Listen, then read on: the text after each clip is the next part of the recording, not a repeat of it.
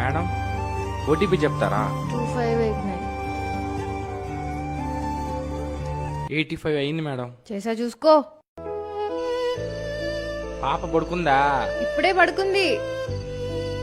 అన్నం పెట్టి లక్ష్మి. తెస్తున్నా. ఈ రోజు నేను ర్యాపిడో బుక్ చేసుకుని పబ్ నుంచి ఇంటికి వచ్చాను. ఆ ర్యాపిడో డ్రైవర్ ఎక్కడంటే ఎక్కడ చెప్పరాని చోటంతా టచ్ చేశాడు గైస్.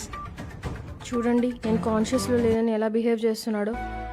నేను వామిటింగ్ చేసుకుంటున్న టైంలో వెనకాల నుంచి వచ్చి మిస్బిహేవ్ చేశాడు.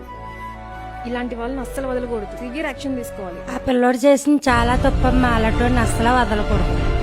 ఇలాంటి వాడిని గుర్తు తీయాలి.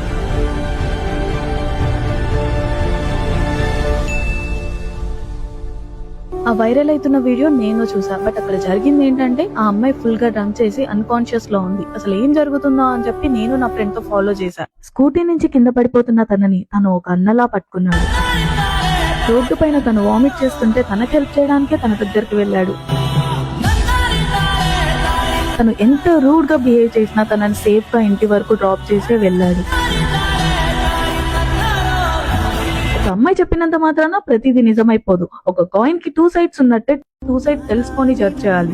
వ్యూస్ కోసం లైక్స్ కోసం చూపించే అబద్ధం వెనకాల కూడా ఒక కుటుంబం ఉంటుంది.